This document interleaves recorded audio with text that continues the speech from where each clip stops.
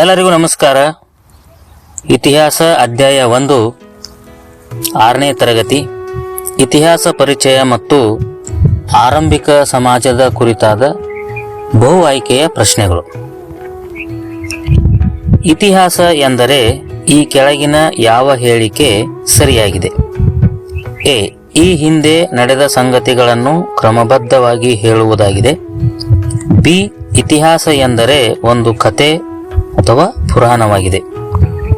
ಇದಕ್ಕೆ ಸರಿಯಾದ ಉತ್ತರ ಇಲ್ಲಿ ಎ ಹೇಳಿಕೆ ಸರಿಯಾಗಿದೆ, ಬಿ ಹೇಳಿಕೆ ತಪ್ಪಾಗಿದೆ. ಹೀಗಾಗಿ ಸರಿಯಾದ ಉತ್ತರ ಆಪ್ಷನ್ ಸಿ, 1 ಸರಿಯಾಗಿದೆ, 2 ತಪ್ಪಾಗಿದೆ.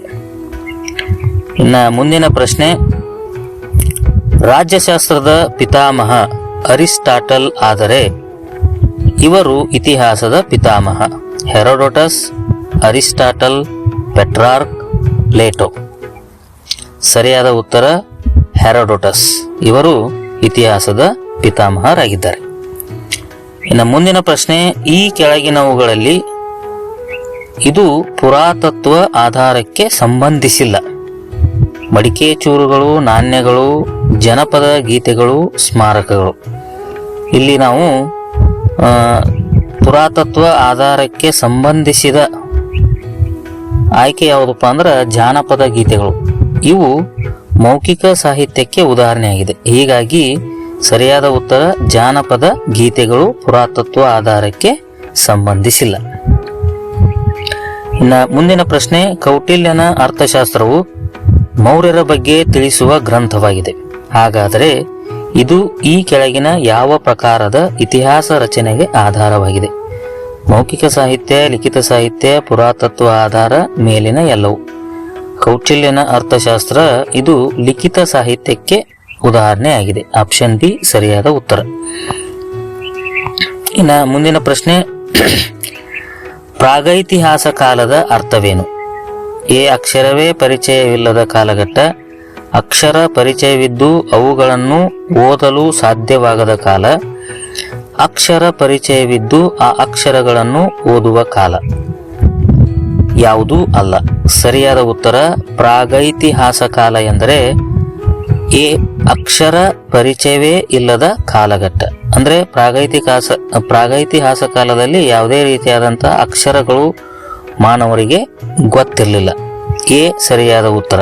ಇನ್ನು ಬಿ ನೋಡ್ರಿ, ಅಕ್ಷರ ಪರಿಚಯವಿದ್ದು ಅವುಗಳನ್ನು ಓದಲು ಸಾಧ್ಯವಾಗದ ಕಾಲವನ್ನು ನಾವು ಪೂರ್ವ ಇತಿಹಾಸ ಕಾಲ ಅಂತ ಹೇಳಿ ಕರಿತೀವಿ. ಅಕ್ಷರ ಪರಿಚಯವಿದ್ದು ಆ ಅಕ್ಷರಗಳನ್ನು ಓದುವ ಕಾಲವನ್ನು ನಾವು ಇತಿಹಾಸ ಕಾಲ ಅಂತ ಹೇಳಿ ಕರಿತೀವಿ. ಇನ್ನು ಮುಂದಿನ ಪ್ರಶ್ನೆ, ಆಧುನಿಕ ಮಾನವರ ದೈಹಿಕ ರಚನೆಯನ್ನು ಹೊಂದಿದ್ದ ಮಾನವರು ಮೊದಲು ಕಾಣಿಸಿಕೊಂಡಿದ್ದು ಎಲ್ಲಿ? ಭಾರತ, ನೇಪಾಳ, ದಕ್ಷಿಣ ಆಫ್ರಿಕಾ, ಅಮೆರಿಕ. ಇದಕ್ಕೆ ಸರಿಯಾದ ಉತ್ತರ ದಕ್ಷಿಣ ಆಫ್ರಿಕಾ. ದಕ್ಷಿಣ ಆಫ್ರಿಕಾದಲ್ಲಿ ಮಾನವನ ದೈಹಿಕ ರಚನೆಯನ್ನು ಹೊಂದಿದ ಮೊದಲು ಮಾನವರು ಕಂಡುಬಂದರು. ಪ್ರಾಗೈತಿಹಾಸ ಕಾಲದ 3 ಹಂತಗಳಲ್ಲಿ ತಪ್ಪಾದ ಯುಗ ಇದು: ಹಳೆ ಶಿಲಾಯುಗ, ಮಧ್ಯ ಶಿಲಾಯುಗ, ನವ ಶಿಲಾಯುಗ, ಮಡಿಕೆ ಶಿಲಾಯುಗ. ಇದಕ್ಕೆ ಸರಿಯಾದ ಉತ್ತರ ಮಡಿಕೆ ಶಿಲಾಯುಗ. ನಾವು ಪ್ರಾಗೈತಿಹಾಸ ಕಾಲವನ್ನು ಹಳೆ ಶಿಲಾಯುಗ, ಮಧ್ಯ ಶಿಲಾಯುಗ, ನವ ಶಿಲಾಯುಗ ಅಂತೇಳಿ 3 ಭಾಗಗಳಾಗಿ ಮಾಡ್ತೀವಿ. ಇದರಲ್ಲಿ ಮಡಿಕೆ ಶಿಲಾಯುಗ ಬರುವುದಿಲ್ಲ. ಇನ್ನು ಮುಂದಿನ ಪ್ರಶ್ನೆ, ಮಾನವನ ವಿಕಾಸದ ಹಂತಗಳನ್ನು ಕಾಲಾನುಕ್ರಮವಾಗಿ ಹೊಂದಿಸಿ. ಬೇಟೆಗಾರಿಕೆ ಮತ್ತು ಮೀನು ಹಿಡಿಯುವ ಹಂತ, ಕೃಷಿ ಮತ್ತು ಬೇಸಾಯ ಹಂತ, ಪ್ರಾಣಿ ಸಾಕಾಣಿಕೆ ಹಂತ, ಕುಶಲಕರ್ಮಿಗಳ ಹಂತ. ಇದಕ್ಕೆ ಸರಿಯಾದ ಉತ್ತರ option A, C, B, D. ಮೊದಲು ಬೇಟೆಗಾರಿಕೆ ಮತ್ತು ಮೀನು ಹಿಡಿಯುವ ಹಂತ, ನಂತರದಲ್ಲಿ ಪ್ರಾಣಿ ಸಾಕಾಣಿಕೆ ಹಂತ, ಅದಾದ ನಂತರ ಕೃಷಿ ಮತ್ತು ಬೇಸಾಯ ಹಂತ, ಕೊನೆಯದಾಗಿ ಕುಶಲಕರ್ಮಿಗಳ ಹಂತ. ಇನ್ನು ಮುಂದಿನ ಪ್ರಶ್ನೆ, ಈ ಕೆಳಗಿನ ಹೇಳಿಕೆಗಳಲ್ಲಿ ಸರಿಯಾದುದನ್ನು ಆಯ್ಕೆ ಮಾಡಿ. ಎ. ಹಳೆ ಶಿಲಾಯುಗದ ಜನರು ಗೆಡ್ಡೆ, ಗೆಣಸು, ಹಣ್ಣು ಹಂಪಲ ತಿಂದು ಬದುಕುತ್ತಿದ್ದರು. ಇದು ಸರಿಯಾಗಿದೆ. ಬೆನಸು ಕಲ್ಲುಗಳಿಂದ ಚಾಕು, ಕಲ್ಲು, ಉಳಿ, ಮೊನೆ ಉಪಕರಣಗಳನ್ನು ತಯಾರಿಸುತ್ತಿದ್ದರು. ಇದು ಸರಿಯಾಗಿದೆ. ಹಂಗಾರೆ ಇದಕ್ಕೆ ಸರಿಯಾದ ಆಯ್ಕೆ ಯಾವುದಪ್ಪ ಅಂದ್ರೆ ಬಿ, 1 ಮತ್ತು 2 ಸರಿಯಾಗಿದೆ.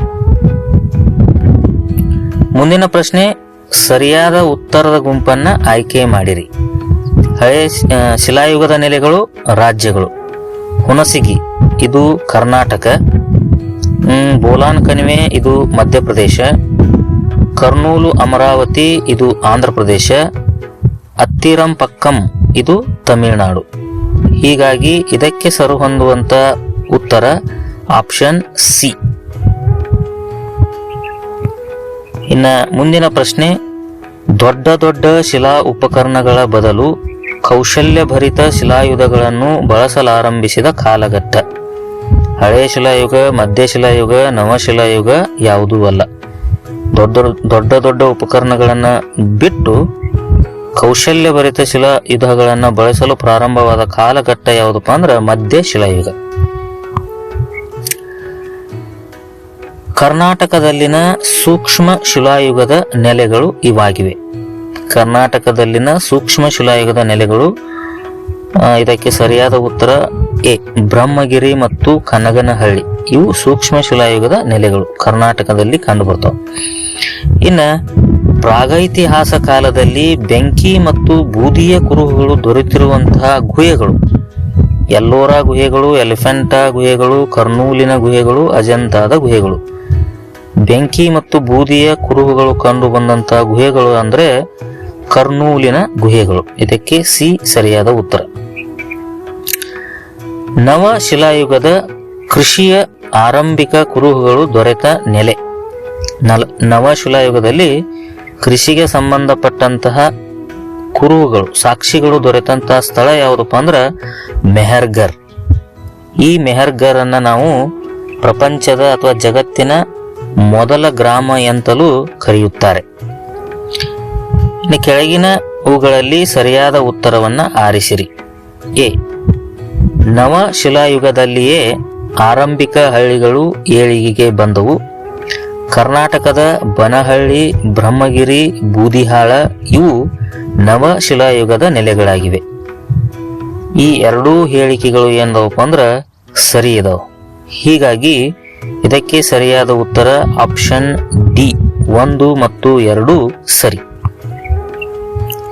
ಮಾನವನ ಬದುಕಿನಲ್ಲಿ ಲೋಹಗಳ ಪಾತ್ರ ಪ್ರಮುಖವಾದುದು. ಹಾಗಾದರೆ ಮಾನವ ಬಳಸಿದ ಮೊದಲ ಲೋಹ ಯಾವುದು? ಇದಕ್ಕೆ ಸರಿಯಾದ ಉತ್ತರ ತಾಮ್ರ. ಮಾನವ ಬಳಸಿದ ಮೊದಲ ಲೋಹ ತಾಮ್ರ.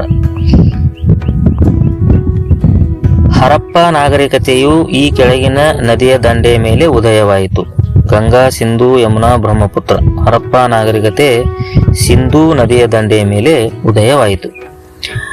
ನವಶಿಲಾಯುಗದಲ್ಲಿ ಆಯುಧಗಳನ್ನು ತಯಾರಿಸುತ್ತಿದ್ದ ನೆಲೆ ಸಂಗನಕಲ್ಲು, ಬ್ರಹ್ಮಗಿರಿ, ಸನ್ನತಿ, ಮೆಹರ್ಗರ್. ನವಶಿಲಾಯುಗದಲ್ಲಿ ಆಯುಧಗಳನ್ನು ತಯಾರಿಸುತ್ತಿದ್ದಂಥ ನೆಲೆ ಈಗಿನ ಬಳ್ಳಾರಿ ಜಿಲ್ಲೆಯ ಸಂಗನಕಲ್ಲು. ಸಂಗನಕಲ್ಲು ಸರಿಯಾದ ಉತ್ತರ. ಎಲ್ಲರಿಗೂ ನಮಸ್ಕಾರಗಳು.